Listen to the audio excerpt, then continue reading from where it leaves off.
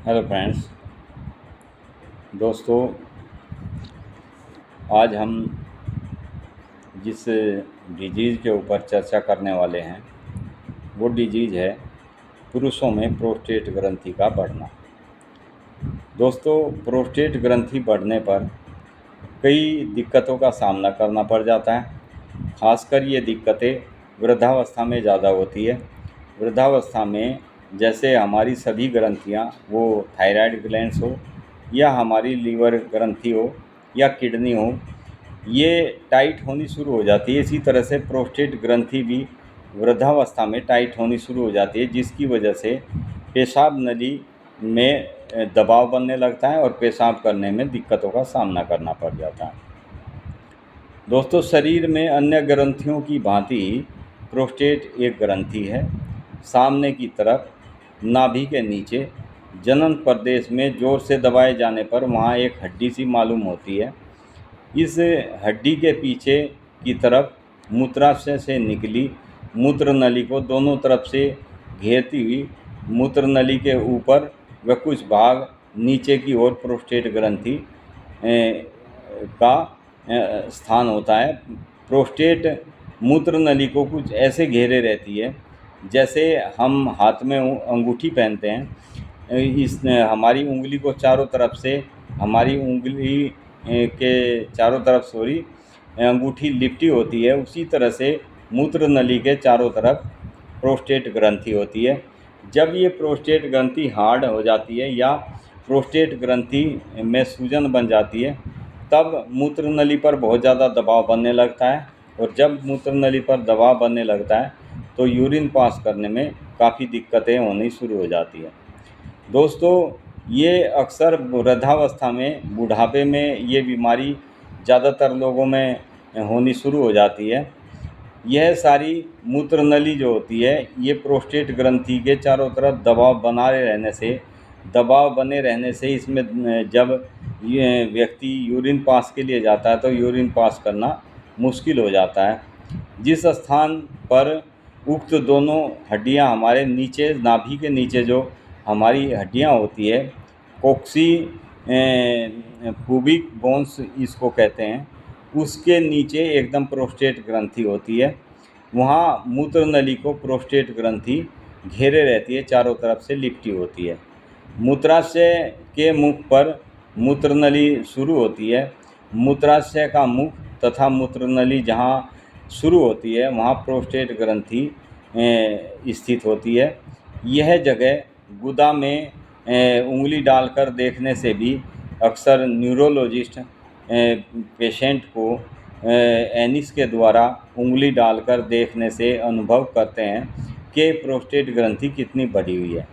वैसे तो आज के समय में अल्ट्रासाउंड करने से, सीटी स्कैन या अन्य कई चीज़ों के वजह से, एमआरआई से भी इसका पूरी तरह से अनुमान लगाया जा सकता है कि प्रोस्टेट ग्रंथि कितनी बढ़ी हुई है।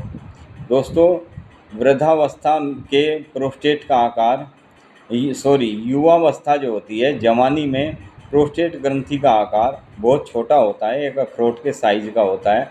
1.5 इंच इसकी चौड़ाई होती है, 1 इंच इसकी लंबाई और 3 इंच इसकी मोटाई होती है, गोलाई अर्थात।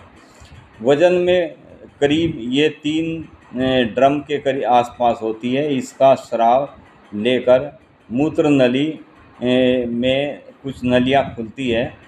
आयु बढ़ने के साथ साथ प्रोस्टेट का परिणाम भी बढ़ना शुरू हो जाता है। प्राय अक्सर देखने में आता है कि 50 साल के बाद यह प्रोस्टेट ग्रंथि बढ़नी शुरू हो जाती है। इसका स्राव जैसे ही निकलना शुरू होता है तो प्रोस्टेट ग्रंथि में सूजन पैदा होनी शुरू हो जाती है। दोस्तों, 55 के बाद इसमें अक्सर 33% लोगों में प्रोस्टेट बढ़ जाती है, परंतु उनमें सिर्फ पेन जो होता है वो केवल 5% लोगों को होता है। किसी को ये प्रोस्टेट इतनी बढ़ जाती है जैसे बड़ा एक नारंगी या मौसमी आप कह सकते हैं, उसके आकार की हो जाती है। कई बार ये नारियल के आकार तक बढ़ जाती है। प्रोस्टेट बढ़ने पर मूत्र नली पर दबाव पड़ना शुरू हो जाता है। इससे मूत्र नली बंद हो जाती है, दबाव पड़ने से मूत्र नली बंद हो जाती है। और मूत्राशय में मूत्र जमा होने लगता है। पेशाब करते समय ये पेशाब नहीं निकल पाता।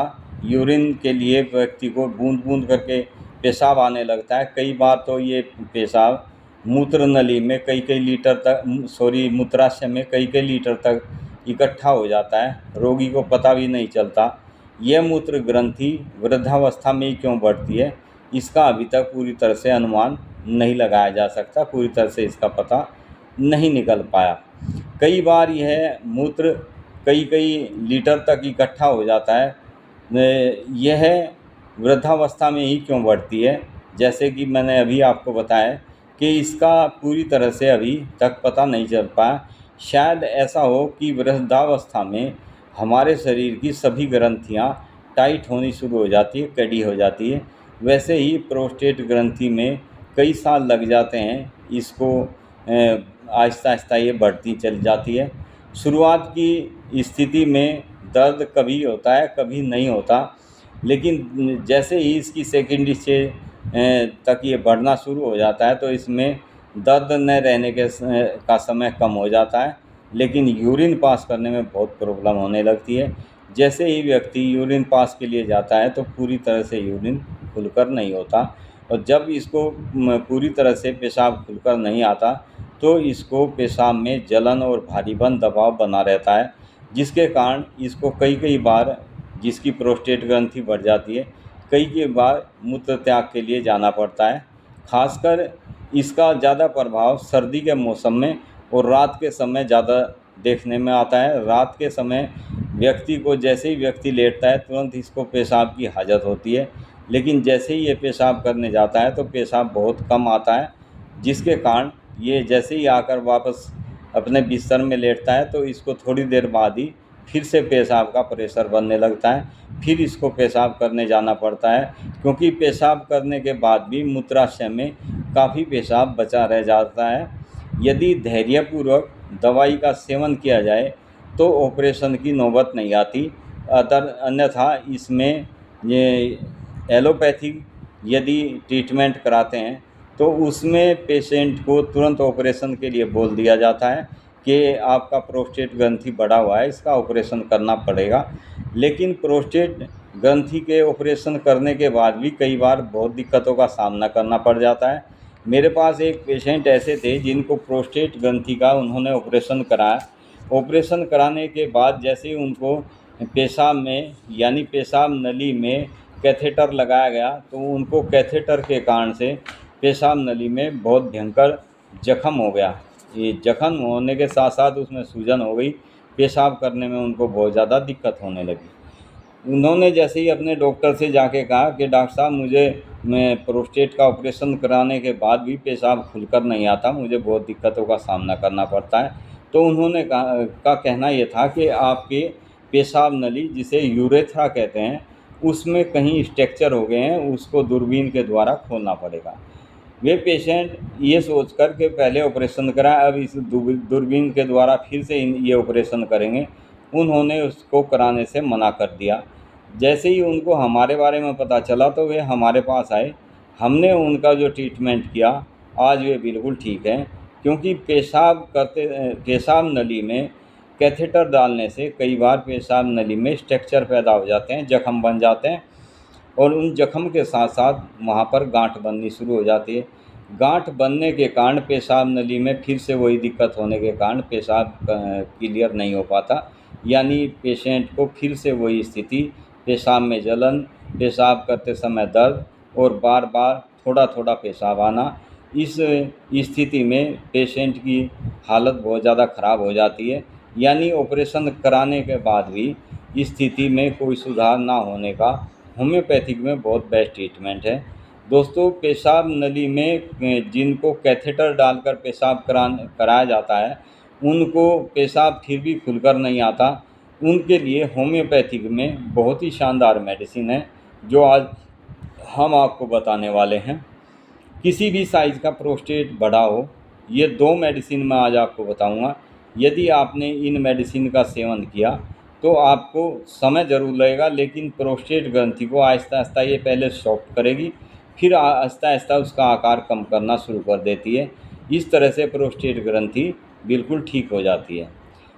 दोनों मेडिसिन हैं, एक मेडिसिन है सेबल सेरुलेटा जो होम्योपैथी की बहुत ही प्रसिद्ध दवाई है प्रोस्टेट ग्रंथि के लिए।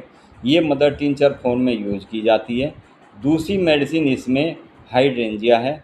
दोस्तों पेशाब जब व्यक्ति पेशाब करने के लिए जाता है तो अक्सर प्रोस्टेट जिनका बड़ा होता है उनको पेशाब की मूत्राशय के बाईं साइड में ज़्यादातर परेशानी होती है, बाईं साइड में पेन बन जाता है, इन्फेक्शन हो जाता है। उसके लिए सबसे बेस्ट मेडिसिन हाइड्रेंजिया है, जिसको इसके साथ लगाने से बहुत ही जल्दी पेशेंट को रिलीफ मिलना शुरू हो जाता है। पेशाब खुलकर आने लगता है, पेशाब में जलन बर्निंग सेशन जो होती है वो ठीक हो जाती है। जिन व्यक्तियों को बूंद बूंद करके पेशाब आता है, इन मेडिसिन को एक हफ्ते के अंदर अंदर इतना आराम देना शुरू कर देती है कि पेशाब आहिस्ता आहिस्ता खुलकर आना लगता है। क्योंकि प्रोस्टेट ग्रंथि बढ़ने पर अक्सर यूरिन फ्लो की सबसे ज़्यादा परेशानी होती है, पेशाब खुलकर नहीं आता। तो ऐसी स्थिति में इस मेडिसिन का प्रयोग करने से रोगी बिल्कुल स्वस्थ हो जाता है। थैंक यू फ्रेंड्स, मिलते हैं नेक्स्ट वीडियो में नेक्स्ट मेडिसिन के साथ। Thank you.